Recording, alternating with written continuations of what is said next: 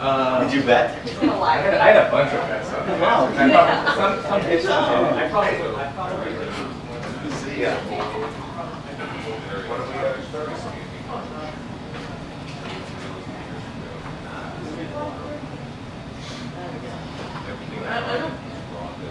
Unless it's been changed, yeah. Oh, Maybe it's been yeah, you.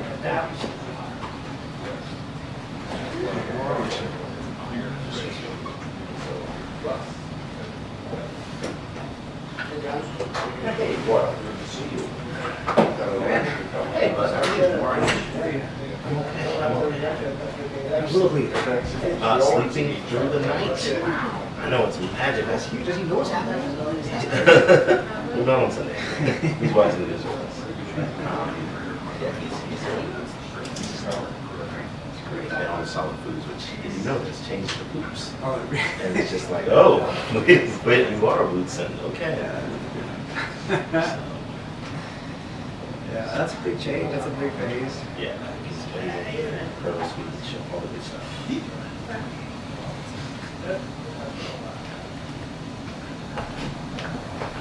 Is he saying words? Nah.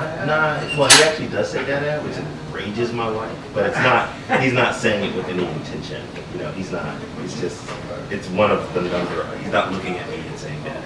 He's just like. As long as he says it. He said it and said it first. And it'll always be that way. But now that he's getting into the verbal phase, my wife wants to say. Like now it's like we're sort of.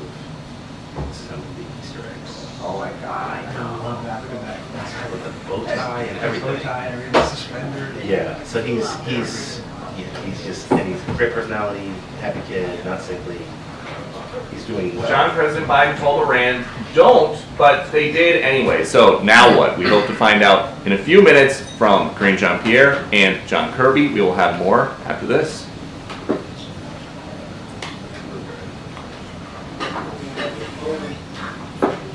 Peter. Yeah. This camera now. Okay.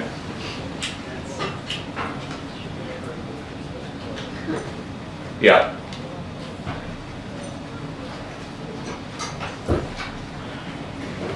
Okay, thanks. Just a minute.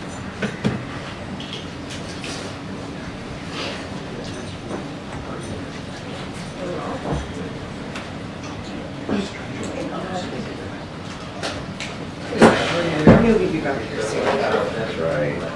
Hello. Did you guys do like a who did it best? What did you do that? So, not this last Friday, but the Friday for that, Peter and I were on Washington together, which we always very much enjoy, because we're like, it's just like being in the briefing room, so everyone's looking for what you think. No, we discussed it. He loves it. This is a joint statement among second row leaders. But then his last week on Friday. So they were like, let's get Peter and Chris the rest of the season 2. Bring in the 8. I'm actually glad that won't be here. But you know she did it better. I don't know. We never watched his fight, actually. No, I guess it. Whatever my husband says he watches. We hear it all the time. He's like, just to make sure you didn't say anything stupid. Make sure I don't do my favorite. Well, in our case, we know that people hear about it on Twitter and we do, so. Yeah, thank you. Deserves to make some other choice.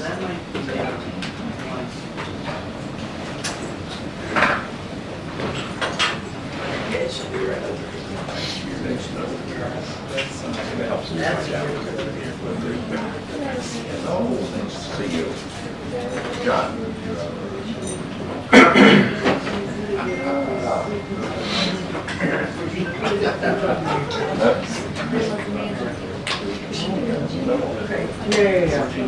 Thank you.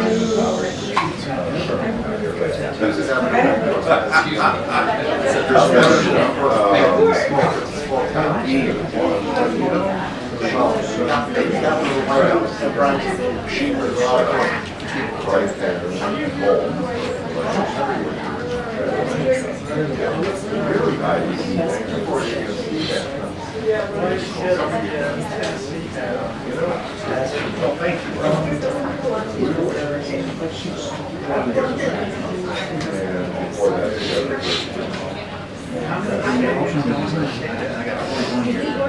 Wow.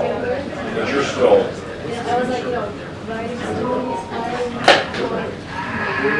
Yeah. You know, that's something. Right? We're still. You know, I can still remember.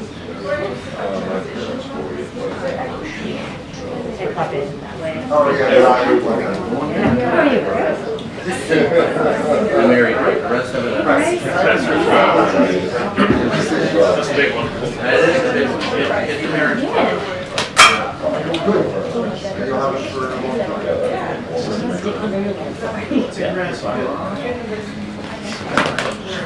Wow. I have a Twitter page on my side, so I have choice.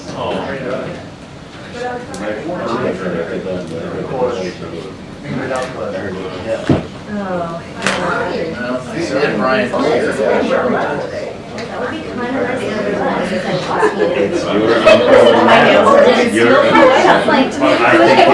think it's definitely your umbrella.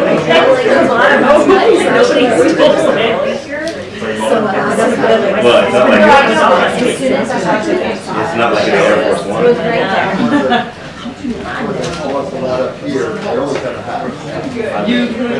Definitely not saying I actually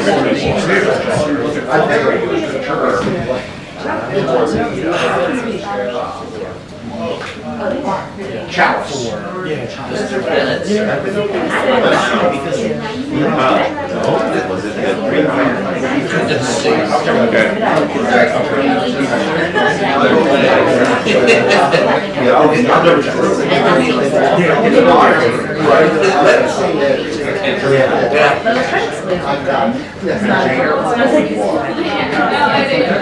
He wants some, John, as he continues kind of trying to have it both ways, where he is putting it down publicly that the United States will not support a counterstrike that Israel makes against Iran if that is part of their plans, but that the U.S. will support Israel's defense when they are targeted.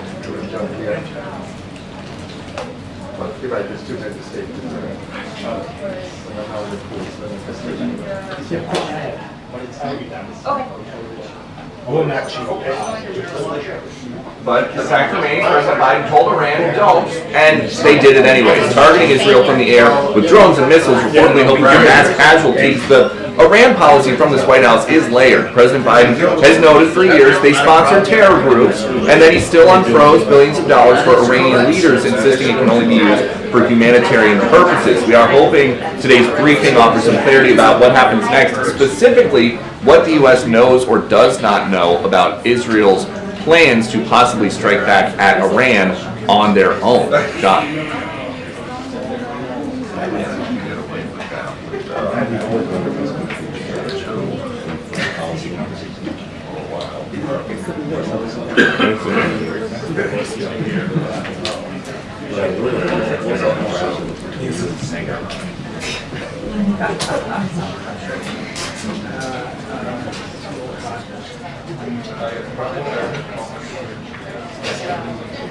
After we get past my achy back.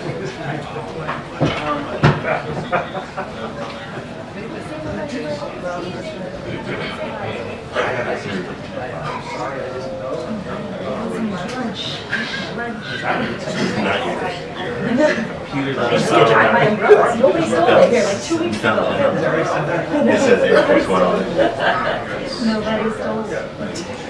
That lasts as long as the alternate. I went away for 4 years when I was sued. I came back. I came back. Oh, yeah. Nobody had moved in 4 years. You're like no maintenance with this area.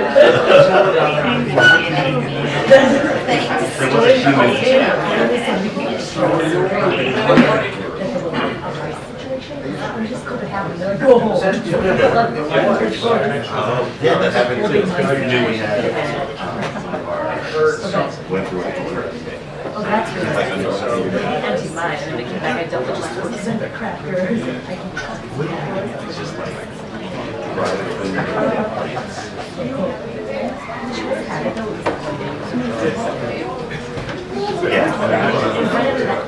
builder, like 200 was packed in that yellow hall. When he was speech about COVID, everyone was back. Window mask. Like, next day, they'll go home. Campaign travel with them.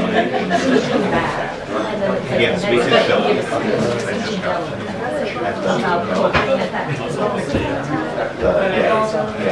They're all going to be you get older stuff. That drove up.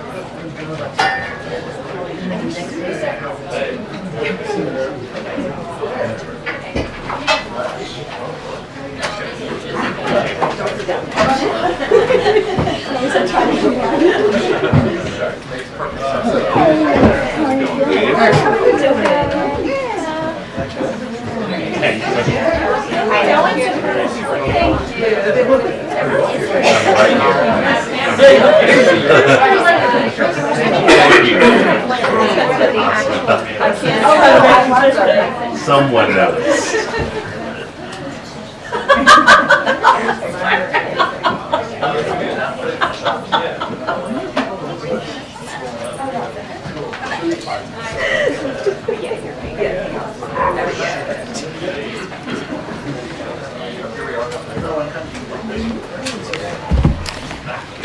Good afternoon, everyone. Good afternoon. So I just have something really quick at the top. Is the mics are always funky. Is it funky? No? Oh, okay. Let's get going. With all seriousness, though, it was obviously a very busy weekend at the White House. The president spent hours in the Situation Room closely monitoring the latest developments in the Middle East with his national security team. He was engaged in extensive diplomacy, speaking with Israeli Prime Minister on Saturday night and convening a call with G7 leaders on Sunday morning. The president also organized a joint statement with the G7 that strongly condemned Iran's brazen and unprecedented attack.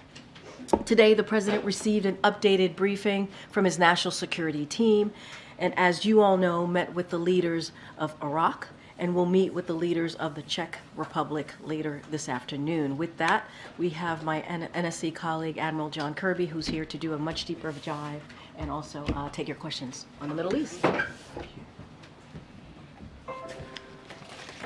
Somebody's due something. Good afternoon. As you all know, and certainly Karine restated it, Iran and its proxies operating in Yemen, Syria, and Iraq also conducted an unprecedented attack on the state of Israel with over 300 weapons, including more than 100 ballistic missiles, as well as land attack cruise missiles and unmanned aerial vehicles or drones. President Biden instructed the United States to defend Israel to the maximum extent possible and defeat that attack, and we did. With the support of our partners, the United States enabled Israel to spectacularly defeat it. Despite launching more than those 300 weapons from Iran in the region, Israel and a coalition of partners were able to defeat 99% of the attacks. There was virtually no infrastructure damage to Israel. But their attack requires an unequivocal condemnation from the international community. And so, as Karine said, the president convened the G7 yesterday, and they have forcefully condemned that attack and urged for calm and de-escalation. And I'd like to take just a few minutes to correct the record on a few points that have come out in the last several hours. I've seen reporting that the Iranians meant to fail, that this spectacular and embarrassing failure was all by design. I've also seen Iran say that they provided early warning to help Israel prepare its defenses and limit any potential damage. All of this is categorically false. To coin the phrase from the president, or still a phrase from the president, it's malarkey. This attack failed because it was defeated by Israel, by the United States, and by a coalition of other partners committed to Israel's defense. So let's be straight. Given the scale of this attack, Iran's intent was clearly to cause significant destruction and casualties. Iranian leaders launched so many missiles and other munitions because they knew that many were going to be defeated. But the aim was to get as many of them through Israel's defenses as possible. Now, I've also seen this speculation about messages passed forth and warnings. We did receive messages from Iran, and they received messages from us too. But there was never any message to us or to anyone else on the time frame, the targets, or the type of response. In fact, before yesterday, it was presumed that 100 ballistic missiles might overwhelm even the best defensive systems. That was Iran's intent, and as you all saw for yourself, it didn't work. This attack was defeated thanks to our preparations, to a coalition of committed partners, and to Israel's remarkable defensive systems. And I want to focus on that last point for just a moment. Israel today is in a far stronger strategic position than it was only a few days ago. Iran's vaunted missile program, something it has used to threaten Israel in the region, proved to be far less effective. Israel's defenses, on the other hand, proved even better than many had long assumed. Israel's defense was strengthened by a coalition of countries led by the United States and working together. The United States has never before so extensively and so directly defended Israel from attack.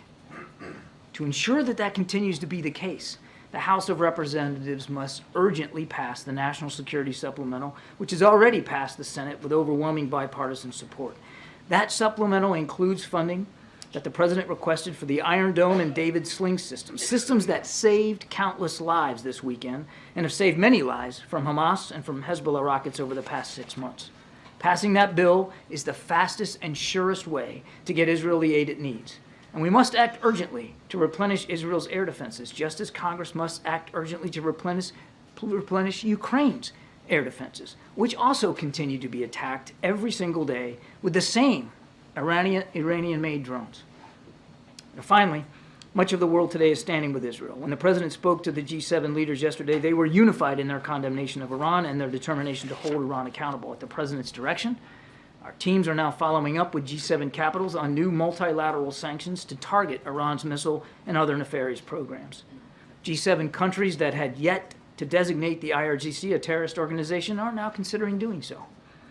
And going forward, we will be working to further isolate Iran internationally and increase economic and other forms of pressure. So that's the upshot here. A stronger Israel, a weaker Iran, a more unified alliance of partners.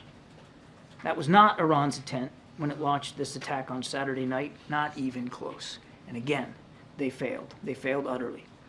Now, as you also know, President Biden is welcoming both the Iraqi Prime Minister and the Prime Minister Peter Fiala of the Czech Republic to the White House.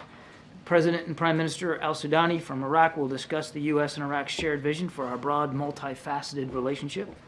During the meeting, these leaders will reaffirm their commitment to advancing regional stability, to expanding opportunities for Iraq's people, and reinforcing Iraq's sovereignty, security, and stability.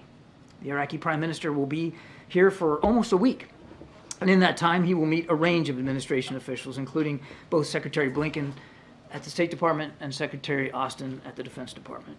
He will have opportunities to share his priorities and vision for Iraq with a variety of audiences here in Washington and in other parts of the United States. Now, of course, the President will be taking the opportunity to discuss how we will continue to work with Prime Minister Sudani to diffuse regional tensions and to prevent Iraq from being drawn into conflict. Iraq, the President firmly believes, is central to the region's stability. And then later, as Karine previewed, he'll have a chance to meet with Prime Minister Fiala to celebrate the 25th anniversary of the Czech Republic as a NATO ally. Over the past 25 years, our alliance has grown stronger, and the relationship between our two countries have grown even closer as we've deepened defense cooperation, including through the Czech Republic's purchase of 24 F-35 fighters earlier this year. The President will congratulate the Prime Minister on legislation that Czechia recently passed, requiring it to spend at least 2% of its GDP on defense, which, as you know, is the NATO goal. The leaders will also discuss their strong support for Ukraine, and the President will thank the Prime Minister for leading an effort to help secure nearly 1 million rounds of ammunition for Ukraine. And one more thing, if you'll just bear with me, I'm almost done. Today marks the one-year conflict in Sudan. Since fighting erupted a year ago, civilians have been forced to bear the brunt of this senseless conflict. Thousands have been killed and wounded. Women and girls have been kidnapped and assaulted. Hundreds of thousands of families have been displaced. Communities and livelihoods have been utterly destroyed. And famine now is threatening to take hold. That's why the United States continues to commit resources to create conditions for a potential peace process, to hold accountable actors who are seeking to sow more violence, and to assure that humanitarian assistance reaches the civilians who urgently need it. We reiterate our calls for all parties in this conflict to lay down their weapons and put an end to this intolerable violence for the future of Sudan, but most of all for the future of the Sudanese people. Thank you. Appreciate your patience.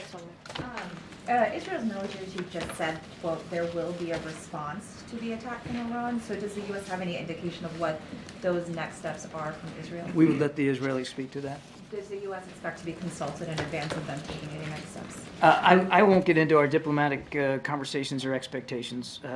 The Israeli government will determine for themselves if there's going to be a response and what that response is going to look like. And are you able to discuss the specific roles played by other members of the regional coalition from over the weekend, specifically Jordan and Saudi Arabia, whether they helped shoot down missiles or what other actions they may have done? No, I think we'll let other members of the coalition speak for themselves. John, Israel is reportedly looking at options that would send a message to Iran but not cause casualties. Is the administration presenting alternatives to Netanyahu? This is an Israeli decision to make, whether and how they'll respond to what Iran did on Saturday, and we're going to leave it squarely with them. Their decision to make, but are you making suggestions? We are not involved in their decision-making process about a potential response. And just, is the president, does he have any plans to speak to Netanyahu again? I don't have anything on the calendar to speak to, but look, I mean, they've spoken frequently over the last 6 months. They will absolutely speak again at the appropriate time. Thank you, Karine. John, just one day before the attack, President Biden issued a warning to Iran, don't, and now the U.S. is not taking any part in an Israeli reprisal. So does that signal to Iran that it can defy the U.S. without facing any consequences? I don't know, man. If I'm sitting in Tehran and I'm taking a look at what just happened on Saturday night, I don't think I'd be betting that the United States is not willing to get engaged here and help defend Israel. I mean, you had American fighter pilots in the air, in combat operations, shooting down drones and missiles that were heading towards Israel, as well as U.S. Navy destroyers at sea, knocking them down from there. So the message should be very clear to anybody. When the president says we're going to take our commitments to the region seriously, when we're going to help Israel defend itself, we got skin in the game and we proved that. I understand what you're saying about deterrence, but what about consequences? As I just said, and Karine also led in, he had a conversation with G7 leaders. He'll be engaging with other allies and partners. We have seen swift condemnations about what Iran did from the international community, and we're going to be working with international partners to work up options to hold Iran appropriately accountable. And then just on the logistics of this, with roughly 300 drones and missiles shot down, can you talk about how you will assess the debris fields and the shrapnel and how much that impacted people on the ground? We're not going to be doing any kind of an assessment of the impact on the ground. The Israeli Defense Forces and Israeli officials have already been out and about looking at the impact on the ground. There were very few missiles that got through, and the only damage that was done, it was very minor damage to one airbase in Israel that did not even put that airbase out of commission. The Israelis have already spoken to this. I believe they've already released imagery of some of the things they found on the ground. Sadly, a young girl, an innocent civilian, less than 10 years old, was severely wounded. That was the only casualty that we're aware of. Thank you, John. Thank you. John, a couple of questions on Iran and then on Iraq on the Prime Minister visit. You just said that the White House were not informed of the timing of the Iranian attack on Israel. But the President told us that the attack is going to be sooner than later, and almost a day after the attack happened. So just can you explain this one? I never said we didn't have an idea. I never said we didn't have information that we could act on and speak to our Israeli counterparts about. What I said was, Iran never delivered a message giving us the time and the targets. No timing. I mean, I want to be clear. This whole narrative out there that Iran passed us a message with what they were going to do is ridiculous. Do you believe that Iranian nuclear sites is a legitimate target? I'm not going to get into targeting discussions here from the podium. Let me ask you about the Prime Minister. Is the White House satisfied with the way that the Iraqi government is reining in the militias in Iraq, considering they are one of the proxies of the Iranian regime? We're gonna have an in-depth discussion with the Prime Minister and his team about the continued activities of militia groups in Iraq, and we'll reinforce our views about how seriously we take the force protection of our troops and our facilities there, and we'll also expect, I fully expect that we'll talk with the Prime Minister about the counter-ISIS mission in Iraq and its potential future. And finally, just when he said in the spirit of partnership, we disagree with the United States, and he mentioned something like we need a new system for international law to respect international law, international humanitarian law, protection of civilians, and diplomatic missions. So he's hinting at the Israeli attack in Damascus. He's also hinting about not doing enough to respect international law. Is this a point of disagreement between you and the Iraqi government? You'll have to talk to the Prime Minister about what he meant by those comments. Iraq is a key partner, one we really value. We wouldn't be having this meeting today. He wouldn't be having meetings this week if it wasn't an important relationship. As I said, the President believes that Iraq is critical to regional stability. Thanks, Karine. Thanks, Admiral. You said just now that Iran's attack was a spectacular and embarrassing failure. Does the President believe that Israel should now take this as a win and show restraint? I know where the context of the question's coming in. During his conversation with the Prime Minister on Saturday night, first of all, he congratulated the Prime Minister for the exceptional effort by the Israeli Defense Forces and, of course, commended, as you would expect the Commander-in-Chief to do, the participation of U.S. forces in this coalition and the great work that was done. I mean, it's easy. I was looking at some of the video before I came out here that's running on some of your networks, and it's easy to look at that like it's some kind of a computer game, right? It looks so simple. Things getting knocked out of the sky. Let me tell you something, it's not simple. It's hard. And a lot of planning and preparation had to go into that, a lot of coordination. And the President talked to the Prime Minister about that. He also noted that this was an extraordinary success, a military success, and that success alone, just for itself, speaks volumes about Israel standing in the region, that they don't stand alone, that a coalition came to help them defend themselves. It also says a lot about Israel's military superiority, and it says just as much about Iran's military inferiority when it came to this particular set of attacks. And the President urged the Prime Minister to think about what that success says all by itself to the rest of the region. In terms of thinking about, but think about restraint, about that maybe this should not go further, that further. All I'll say is the President, from the beginning of this conflict on October 7th, has been steadfast and consistent. We don't want to see a war with Iran. We don't want to see a broader regional conflict. We will do what we have to do to defend Israel. Does this administration believe Israel will indeed strike Iran? I mean, is it your assessment that is inevitable at this point? That's going to be up to the Prime Minister and the War Cabinet to speak to.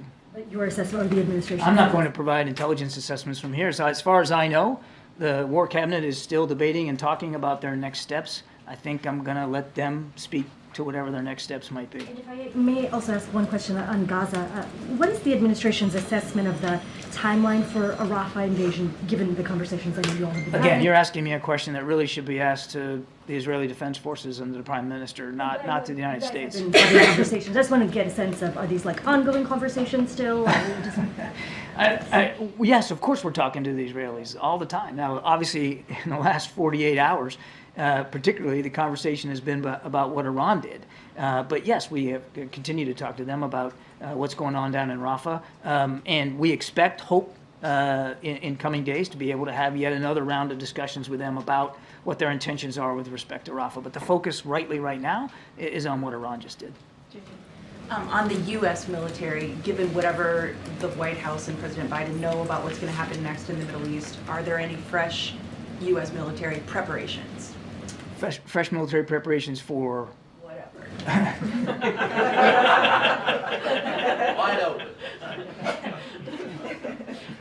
Yes, I mean, we're always looking at force protection in the region. We're always looking at our force posture. We're always evaluating it based on the threats and the challenges. You can expect that Secretary Austin and the entire team over there at the Department of Defense is going to stay vigilant to whatever the threat might be.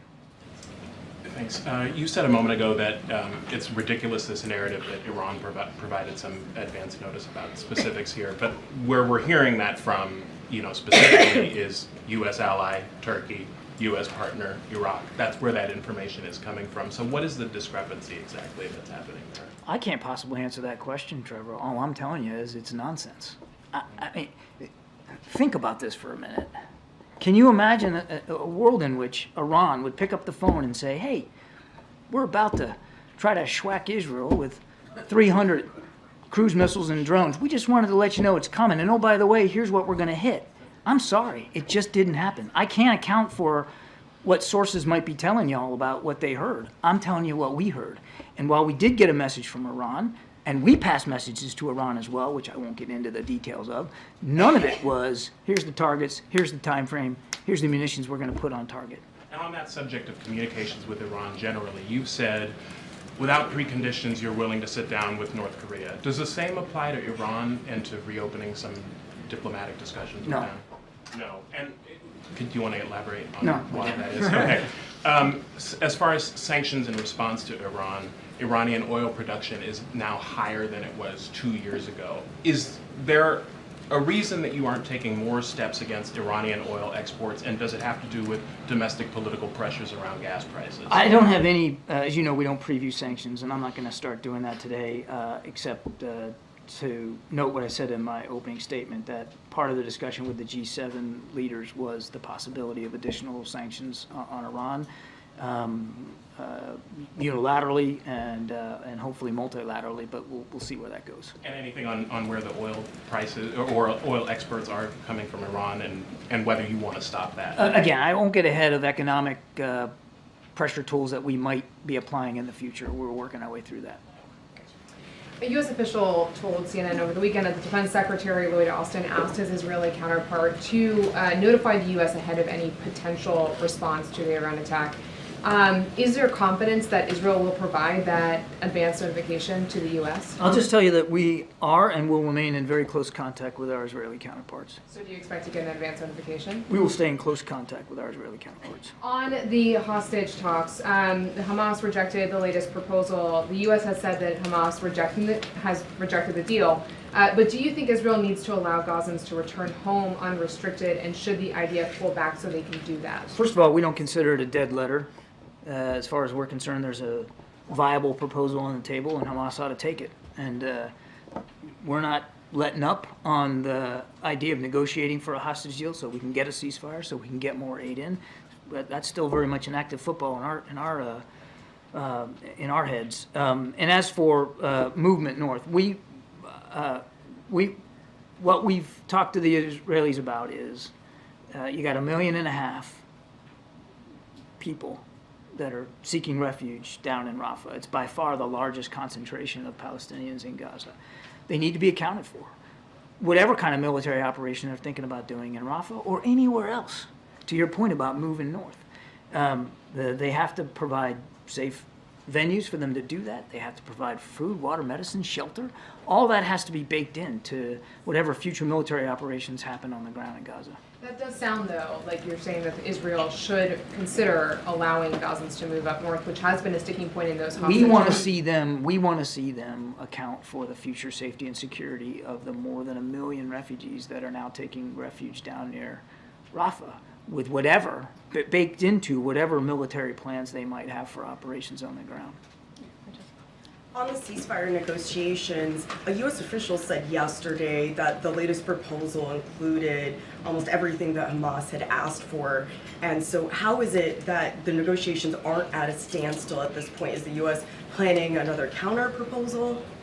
I don't know of a new proposal. There is a very good proposal on the table that CIA Director Bill Burns helped negotiate in Cairo a week or so ago, that the Israelis were able to get behind. And now it's time for Hamas to step up and take that deal. It will allow for dozens of the hostages, the most at-risk pool of them, to get out, and it'll allow for about 6 weeks of a ceasefire so we can get some calm and we can increase humanitarian assistance. There's a deal on the table. That's what Hamas needs to take. And when the president spoke yesterday to congressional leaders, did he receive any sort of a commitment from House Speaker Mike Johnson to bring the bipartisan national security supplemental bill to the House floor this week? I'll let the speaker speak to whatever his plans might be. Certainly, we heard from Leader McConnell and from Leader Jeffries about the importance of passing this supplemental and getting it on its way. And as I said in my opening statement, the fastest way. I mean, you got two good friends here, Israel and Ukraine. That very different fights, to be sure, but active fights for their sovereignty and for their safety and security. And time is not on anyone's side here in either case. So they need to move quickly on this. And the best way to get that aid into the hands of the IDF and into the hands of the Ukrainian soldiers is to pass that bipartisan bill that the Senate passed. I understand that that's your preference, the bipartisan bill that the Senate passed, but is the White House opposed to an approach that takes the issue separately? We are opposed to a standalone bill that would just work on Israel, as we've seen proposed. We would oppose a standalone bill, yes. Admiral, I know you said it was Israel's decision, but to ask it bluntly, if Israel retaliates against Iran, will the U.S. support that? To answer bluntly, I'm not going to get into hypotheticals. We don't want to see a war with Ukraine. We don't want to see a wider conflict. As the President said to the Prime Minister on Saturday night, we will continue to do what we have to do to help Israel defend itself. But you're asking me to get ahead of, as far as I know, a decision that the War Cabinet hasn't even made. But if it were to happen, It's a terrific hypothetical, Gabe, that I'm just not going to entertain. Thanks. John, has President Biden considered maybe beefing up the public Iran posture to be more than just one word? You're referring to don't. Yeah. And so let's talk don't, about... And they did it anyway. And let's talk So about now what we did, Peter. Let's talk about don't and did. Let's talk about Saturday night. He made it clear that he didn't want to see escalation in the region. And there was. Let me finish. He added military resources to the region right after October 7th. And then when we had an inkling that this kind of thing was coming, he added even more military resources to the region. More destroyers that were capable of shooting down ballistic missiles, a fighter squadron that was able to shoot down drones. And that's what we did. So you can talk about the don't word all you want, but let's talk about what did happen. And what did happen was Iran utterly failed. And if I'm sitting in Tehran right now, I'm betting that President Biden takes it pretty seriously when he says don't escalate. He's going to act to make sure that you can't. And they didn't. Yes, they fired an unprecedented amount of munitions, but how much of a success did they have, Peter? None. Zero. Very little infrastructure. It was an embarrassing failure for the Supreme Leader and for the IRGC. Now that we know that the Iranians do not listen to President Biden's public warnings, is there any regret here about unfreezing billions of dollars for Iranian leaders during the president's administration? What unfreezing are you talking about? He unfroze billions of dollars. For Iranian leaders? Yeah. Really? I don't think so. Okay, So you first guys of all... say it's for humanitarian purposes, but doesn't that... But you don't believe me. Well, doesn't that free up money for them to spend on other stuff? Where do you get the money for an unprecedented number of munitions to fire at Israel? So first of all, I'm betting if they're sitting in Tehran, they're taking it seriously when President Biden says he's going to defend Israel. We put skin in the game, a whole heck of a lot of it, and knocked almost everything out of the sky. So I'm betting they're taking it pretty seriously. And as for this unfreezing, none of that fund, none of those funds set up in an account, by the way, by the previous administration, goes directly to the Supreme Leader, the IRGC, can only be used for humanitarian purposes, and we're watching that account very, very closely to make sure that that's what happens. And you guys often defend all the trips to Delaware by saying the president is not on vacation, he's working, he can be the president from anywhere. So why do you have to come back on Saturday? Well, we got indications shortly after arriving. We got better, firmer intelligence and information about the specific timing of what we expected to be this Iranian attack, and the President didn't bat an eye before getting back on that helicopter and coming back. And he was here all Saturday night in the Situation Room from mid-afternoon till late at night, getting real-time updates from General Kurilla and from his defense team all throughout the night, including calling Prime Minister Netanyahu right from the Situation Room. And as Karine mentioned, on Sunday, he was right back at it again, working the G7, calling King Abdullah. I don't know what else to tell you. He had a very busy, full weekend. John, on Iran, what is the current thinking on whether Iran's Revolutionary Guard should be designated as a terrorist organization? We already have. And then, just do you have any update on getting additional humanitarian aid to the people of Gaza? You'd said last week that you had 300 trucks on Wednesday. And were the weekend's events Forgive me, I don't know if Karine might have already briefed this out to you guys, but over the last week or so, more than 2,000 trucks have gotten in. And even throughout the course of the weekend, as Israel was dealing with a quite daunting attack by Iran, they were still able to get some trucks into Gaza. So in these early days after the previous phone call with Prime Minister Netanyahu, where the president talked about the need to increase humanitarian assistance, we have seen Israel take steps to do exactly that. Now, as we've also said, it's still not enough. The need is dire. And what we're going to be doing is watching for sustained commitment to doing that over time. But thus far, there has been an increase in humanitarian assistance. Just on the timing of any type of warning. So are you saying Iran never told a U.S. partner, Switzerland, Oman, any of them, Turkey, Iraq, never gave them any information about the attack they were preparing to launch, and that information never reached the U.S.? The United States had no messages from Iran or from anybody else, as I said in my opening statement, that offered a specific time frame or a specific set of targets or the types of weapons that they were going to fire. So just concretely, why would U.S. partners in Turkey, Jordan, Iraq lie about passing along Iranian messages about any forthcoming attack? Look, I'm not calling anybody a liar here. I'm telling you, from our perspective, what we knew and what we didn't know, and we were able to help with Israel's defenses because we had information that we had received and Israel had received through our own efforts. But it never came as some sort of message from Iran with, the timing and the target. It kind of boggles my mind that anybody would believe that Iran would pick up the phone and tell the United States, who they know, who they know is been very, very directly involved with helping Israel defend itself and very public about doing that and detail the times and the targets. Look, this to me seems like a lot of, Monday morning quarterbacking kind of stuff, woulda, coulda, shoulda, and maybe they want to make it appear like, this was some sort of small pinprick of an attack that they never meant to succeed. You can't throw that much metal in the air, which they did, in the time frame in which they did it, and convince anybody realistic that you weren't trying to cause casualties and you weren't trying to cause damage. They absolutely were. Just one more. Is the meeting with Israeli officials on Rafah is that happening this week? I don't have a date for you. We're still trying to get that nailed down. As I said earlier, we'd like to continue those conversations. Thank you, Karine. Hi, Admiral. House Majority Leader Scalise said on Friday that Speaker Johnson was negotiating with the White House modifications to the Ukraine aid package. What is being negotiated? And you just categorically said that the White House opposes standalone Israel bill. That's right. Supplemental. Are you also opposed to changes to the supplemental, for example, changing aid to a loan?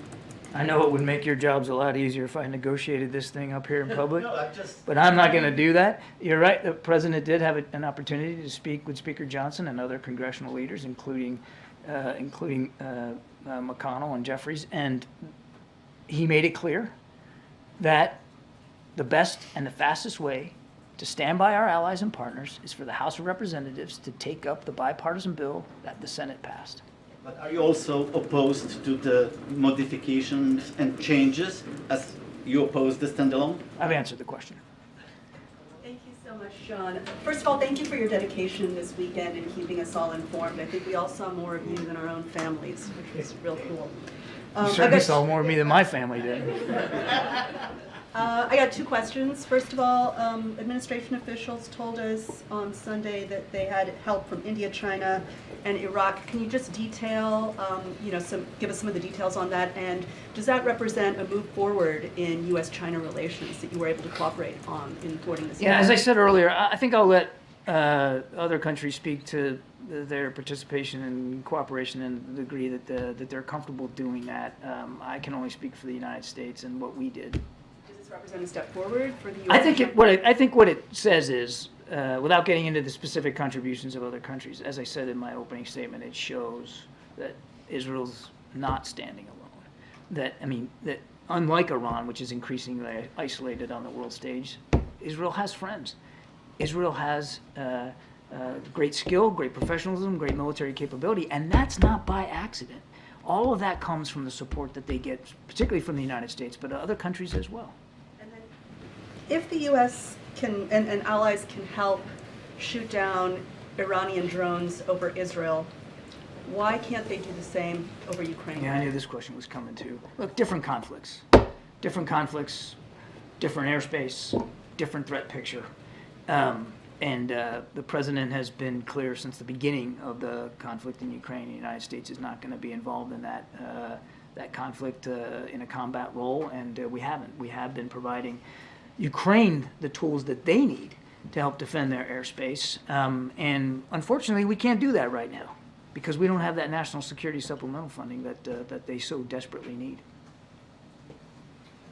The Syrian Christians are the indigenous people of Iraq, and before liberation, they had about 2.5 million, and they're down to nearly 200,000. And just last month, the Iraqi Supreme Court removed all of their, we had 5 seats in the Kurdish parliament for many decades, and those were removed. Has that come up in any of the discussions? I'll take the question.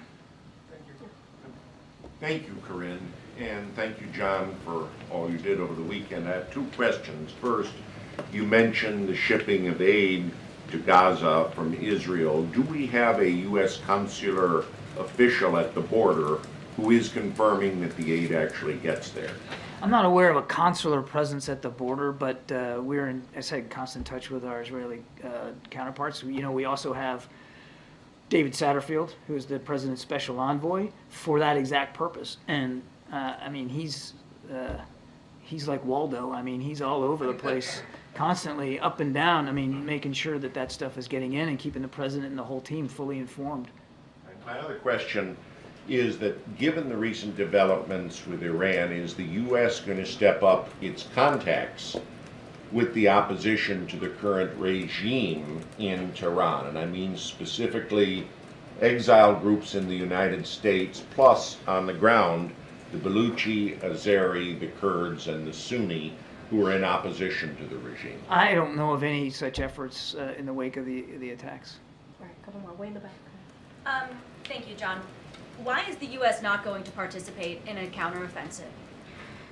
Again, I think I've answered this question. The president had a good chat with the prime minister. We talked about the incredible success that we and they achieved on Saturday night, and the message that success sends not only to the region but also to Iran as well.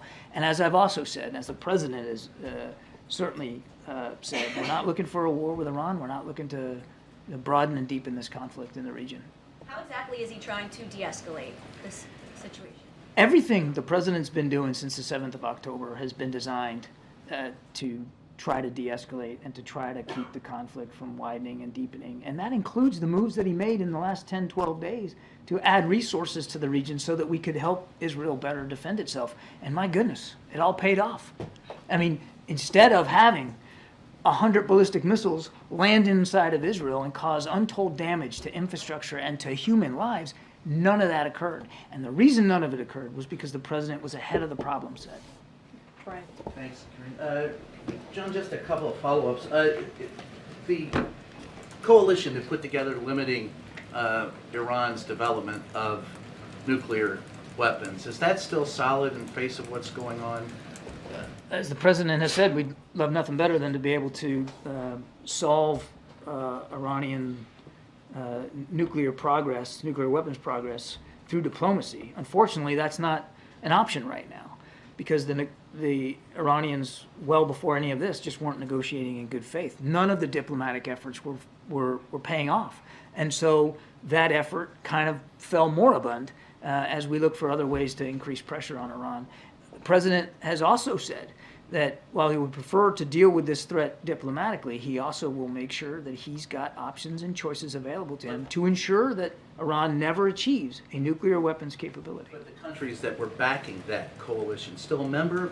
They're all China, Russia. I mean, you're talking about a process that's just moribund right now, Brian. I mean, The other follow-up, the container ship. There have been rumors. Is there the container ship that was seized by Iran, was there anything of a sensitive nature on it? Do we know what was on it? I think I'd refer you to the Pentagon on that. I don't have an update on the cargo. I want to thank you for using the word schwack and of course, Where's Waldo? I'm going to hear about that one from my wife.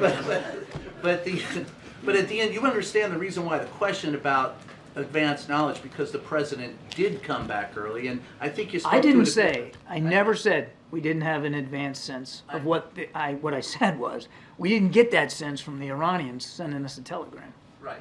But as Peter asked, I believe, we were told, not specifics, but that something was going to occur. No. It's not about being told. I think you all understand. We have lots of tools and vehicles through intelligence and other information methods to glean a picture of what an adversary may or may not do. Now, sometimes it's right. Sometimes it's not 100% right. We had a good sense of what Iran was planning to do, and we achieved that level of situational awareness on our own and working with our Israeli counterparts. The idea that Iran sent us an email or picked up the phone and told us what they were planning to do is just ludicrous. It didn't happen. I don't know how else to be more clear about it. Thank you, John, and happy tax day. Two for you here.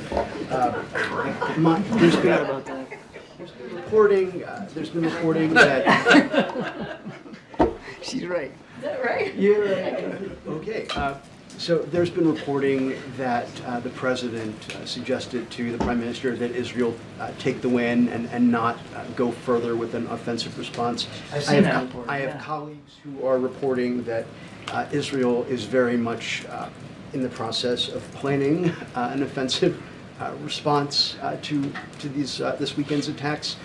Given the political situation in Israel, Prime Minister Netanyahu's coalition, some of which is a bit extreme, and his own situation, does the president have faith that the prime minister will not escalate this situation out of his own political interests as opposed to genuine Israeli security interests? And then I have an unrelated one. I'm not going to be able to get into Prime Minister Netanyahu's psychology or his political calculations or what going into his decision-making process.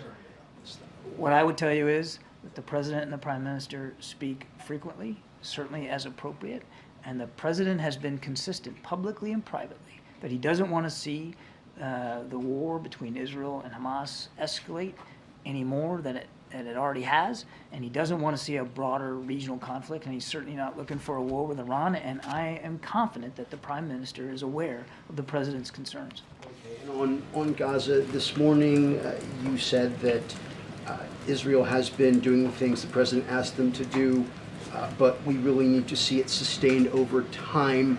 And you want to know how long is that time? No, sir. That would imply that you didn't want to call it an ultimatum, but the conditions that the president laid out in his prior phone call with the prime minister that about the aid workers, the conditions on the ground for humanitarian workers and aid getting into Gaza, that needed to change, or there could be changes in U.S. policy towards Gaza. Can you just lay out here whether the president is considering that that set of circumstances and Israel's defense against future attacks from nation states such as Iran to be separate things, that when you say we need to see it sustained over time, that the possibility of policy changes is still a reality separate and apart from the president's, as he calls it, ironclad commitment to Israeli security? I've said many times that both things are and can be true. You can be a staunch defender of Israel's defense, and we are, and I think he proved that to a fairly well Saturday night, and still be able to have some tough, candid conversations with the way in which they are fighting Hamas inside Gaza. And those conversations are continuing. And as I said, hopefully we'll get to be able to sit down again with our Israeli counterparts about whatever their thinking whatever the thinking is about Rafah. So both things are true, both things can be true, and those are the discussions that we're having. You can be a good friend of Israel. In fact, I would argue that only a good friend can do what we did Saturday night and still be willing to have tough conversations with the Israeli government about the prosecution of the operations they're conducting inside Gaza. So they're being considered separate matters. I think I've answered the question. Thank you for your patience. Thank you. No worries. Thanks, John. Thanks. Sure. Hi. I don't know. Sung, I feel like you guys got all the news of the day. Happy tax day. Happy tax day. I did take care of my taxes. I don't have a wife to take care of my taxes. Ouch. Can you, just on the other sort of big news of the day, is the president going to be paying any sort of attention or will be briefed on the criminal proceedings of former President Trump in New York? Well, as you know, the president is pretty busy today. He has 2 bilats, as you know, as you just saw with the Iraqi prime minister and one with the Czech Republic. So it's a busy day focusing on obviously our national security priorities and continuing these strong alliances that we have with these 2 leaders, obviously 2 separate meetings, and continuing to continue to deliver for the American people. I'm sure he'll get an update at some point today, but his focus right now are the meetings that he has and what he continues to do every day. Right. And setting aside the fact that the former president is the current president's general election candidate or challenger for this year, what is President Biden and the White House's reaction to this moment in time? I mean, it is a historic occasion. Occasion's a bizarre word to say, but you have a former president going on criminal trial for the first time in history. So what is the White House's reaction to that? I do want to be super mindful, even me commenting on that, and it is an ongoing case. I just want to be super mindful and not comment on an ongoing case, even if it's asking an opinion about the historic nature of what's happening and what's going to occur in the next couple of weeks. So do want to be mindful. And he happens to be, as you just said, a candidate, a presidential candidate for 2024. So going to be mindful. The president's going to continue to focus on the week ahead. He's going to be traveling, as you all know, to Pennsylvania. He has 2 important bilats today, and it's always about the American people for this president, and that's going to be his focus. Again, Mary. As you just mentioned, the president's heading to Pennsylvania again this week. He's making multiple visits to the state. Can you just give us a sense of what we can expect in the coming days? So it's a coming day or coming, days. Okay, days. I don't know if you said weeks. I'm like, wow, weeks. Coming days, it's a 3-day swing to Pennsylvania. He starts it off tomorrow. He's going to start his trip in his hometown of Scranton, where he'll deliver remarks at a campaign event. So that's obviously a campaign event, so they will provide more details. On Wednesday, he's going to travel to Pittsburgh, where he'll deliver remarks again on other pieces of the economic agenda. So you can imagine a very strong focus on the economy this week. And so we'll have more on that from us tomorrow on what Wednesday is going to look like. And then on Thursday, which is obviously he'll continue his swing, he'll travel to Philadelphia for more campaign events, and certainly the campaign will provide any details on that particular day. So it's Tuesday and Thursday are the campaign priorities, obviously, and they'll speak to that. And then there's an economic focus on Wednesday, and so we'll have more to share tomorrow on that. Okay. Thanks, Karine. So first of all, with the Iraqi leader here, lawmakers in that country are set to vote on a bill that includes a death penalty or life in prison for same-sex relations. Would passing such a bill harm U.S. ties? I mean, look, you saw the Iraqi Prime Minister and the President have a bilat today, and I think it shows the importance of that alliance and the continued diplomacy engagement that we've done, that the President continues to do just across the globe, obviously. The President has been very, very, I think, very vocal about any type of supporting the LGBTQ plus community, and has spoken out about any type of humanitarian or human rights, I should say, any human rights violations that we see from here, and we always have those honest conversations with leaders, and the President always has, again, those honest conversations. I'm not going to get into, I'm not going to get ahead of what's happening currently in Iraq, but we've been pretty clear about making sure that any human rights violations, or if we see anything that is, that we think we need to speak to, we do. But I'm just going to be. Look, the President always raises human rights issues if it warrants with a leader. I'm going to be really mindful. We'll have a readout, obviously, of these two bilats. I can't say for sure that that's going to come up, but the President has never backed down from having these types of frank, honest conversation and where he stands, and we know where he stands with that community, with the LGBTQ plus community. And then one other topic: Tesla is laying off more than 10% of its global workforce, falling sales, and intensing price war for EVs.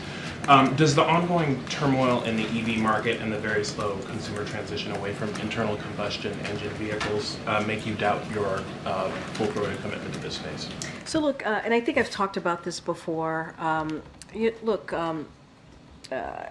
When it comes to EV, we've seen EV sales obviously rise, record highs, and EVs are more affordable than ever, and I think that's important. Last year, EV sales surpassed 1 million for the first time ever, a 50% increase, and under this President, EV sales have more than quadrupled. Sales of hybrids and EVs are now a record high of 18% of all light-duty vehicle sales. Average price of EV is down 20% a year ago, and so look, the President has always talked about one of his priorities as it relates to the economy is lowering costs, and we see that with these EV sales, obviously, and also creating manufacturing jobs. In order, if you're seeing the EV sales go up, right, you're going to see a continuation of manufacturing jobs that are needed, and so that is important.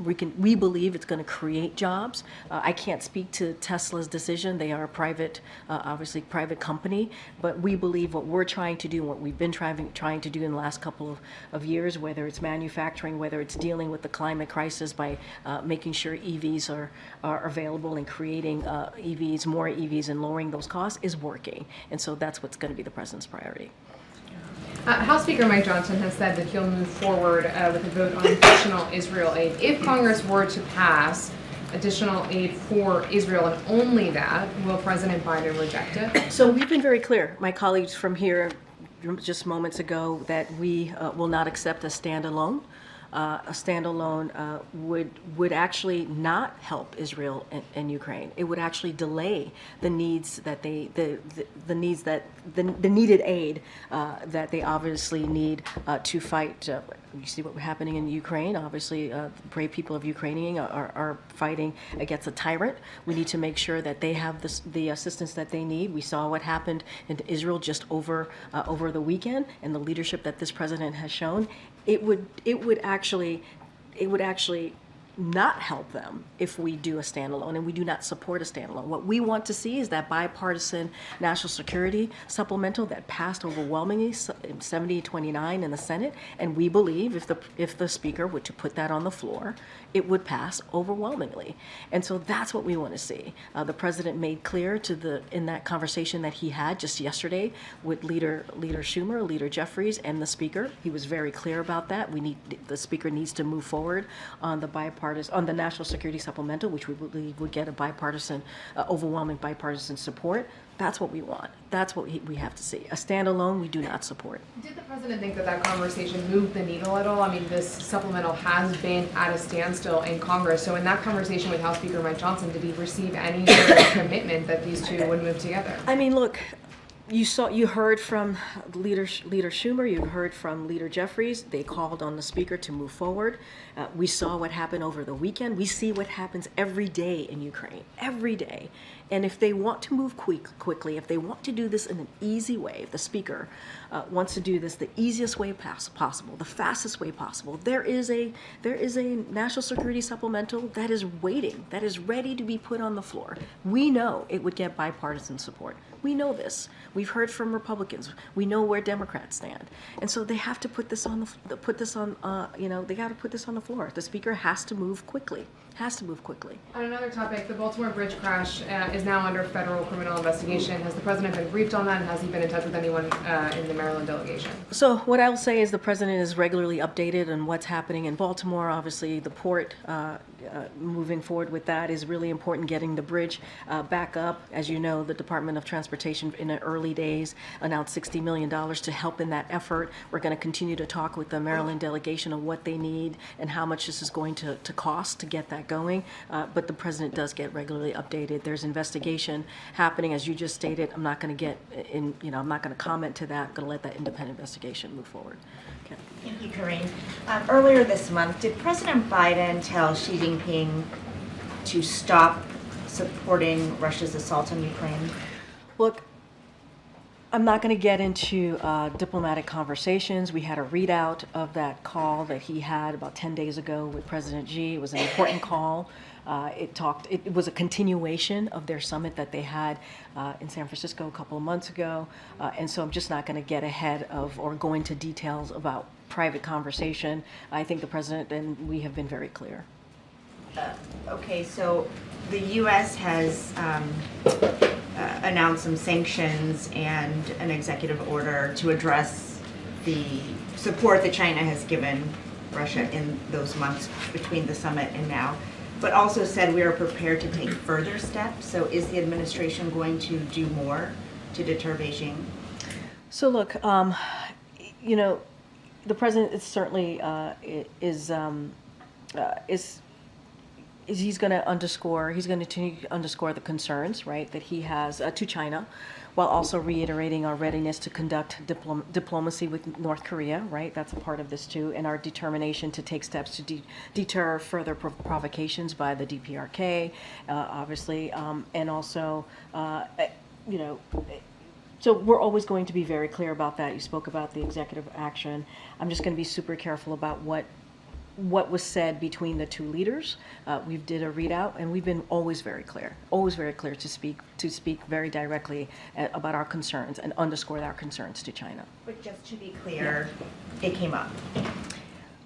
Look, I'm just going to be really careful. You have the readout. I'm going to leave the readout speak for itself. Thank you. Go ahead, Jared. Is the White House satisfied with the FISA renewal bill that passed the House and is headed to the Senate?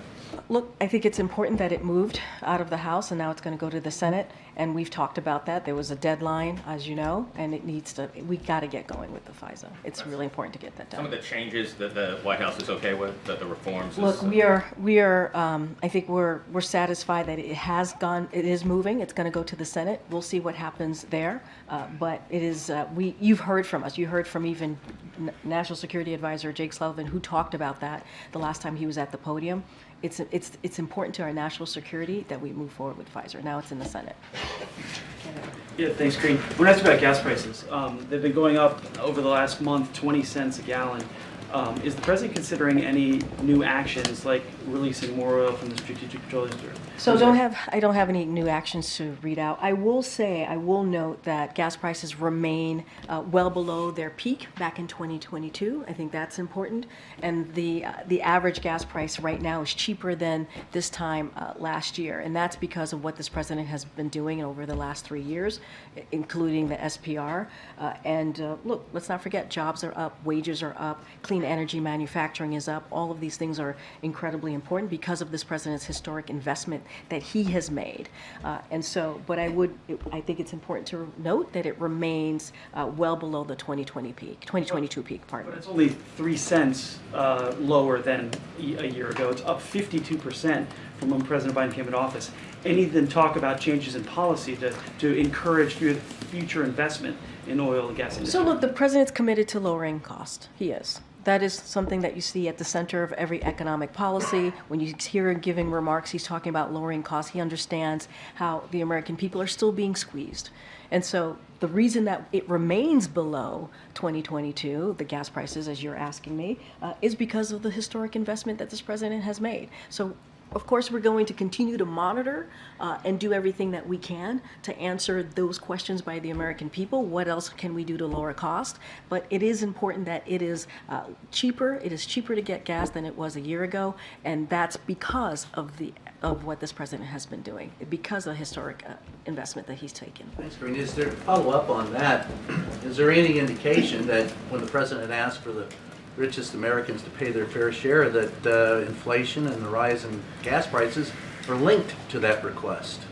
Say that one more time. Do you think that the rise in prices of gas and inflation, which is still rising, is linked to the president's request that the richest Americans pay their fair share? Look, here's what I will say. The way we see the economy is very different than the way Republicans see the economy, and how we make sure we have an economy that works for all. Making sure that the wealthiest among us, the billionaires and corporations, pay their fair share, we believe is the way to go here, not putting that burden on everyday Americans.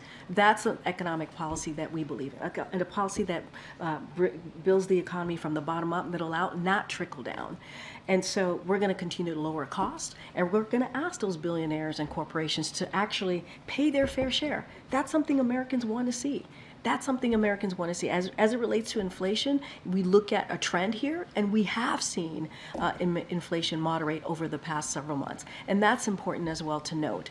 But look, we see it very differently. We want to make sure we're protecting Social Security, Medicare, Medicaid, lowering costs. Republicans don't want to protect that. And they want to give billionaires and corporations a tax break. That's not how we see this. Sure. Earlier there was reports that the administration, or at least the Department of Justice, and they haven't commented on it, may have reached accords or are reaching out to Julian Assange for a plea deal. Any update from you guys here as to whether or not there would be a pardon or you would support a plea deal? That's a Department of Justice question. But the president, that is a Department of Justice question. I'm not going to get into. Not responding to it. So I would refer you to Department of Justice. Go ahead. Thank you. So this week, a ton of people will be here for the National Cannabis Policy Summit, and there's currently still a patchwork of state marijuana laws to regulate the drug safety, including whether there are traces of lead in products. Since marijuana is still illegal at the federal level, but becoming more common at the state level, is the administration doing anything to try to improve safety regulations of products, or any consideration of legalizing marijuana moving forward at the federal level? So I will give you a little bit of an update. So as you all know, the president asked Secretary of HHS and the Attorney General to initiate the administrative process to review how marijuana is scheduled. HHS has concluded their independent review guided by the evidence. The scheduling review is now with DOJ. And any input should be certainly directed to them at a time and in a manner they say is appropriate. So this is a matter at this point, now that HHS has completed their review, it's in the Department of Justice, and they can speak to where marijuana rescheduling is at this point. All right, go ahead. Thanks. Good job. Karine, I'm just wondering, looking backwards, the 2020 election cycle, so you're not impacting the upcoming election cycle. Looking backwards.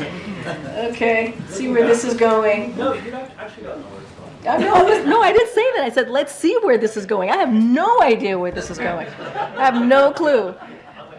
I know you will. I know you will. In 2020, do you think that the American electorate was helped by seeing Donald Trump and Joe Biden on the same stage at the same time? Now I know where this is going. At a presidential debate. Was that helpful, do you think, in terms of people making that You know, decision? that's a question for the American people. I can't speak to that from here. I can't. Yeah. And 2020 was a different time. It was a different time. And looking ahead to this upcoming election cycle, do you think it would be helpful to see these two candidates who are in a rematch? So slick. So slick. Also competing against each other at a presidential As the debate. president would say, you can't kid a kidder. What I will say is that is a question for the campaign. They will gladly, I'm sure, gladly take that question. All right, everybody. Thank you so much. Thanks for your patience. I know it was a long one.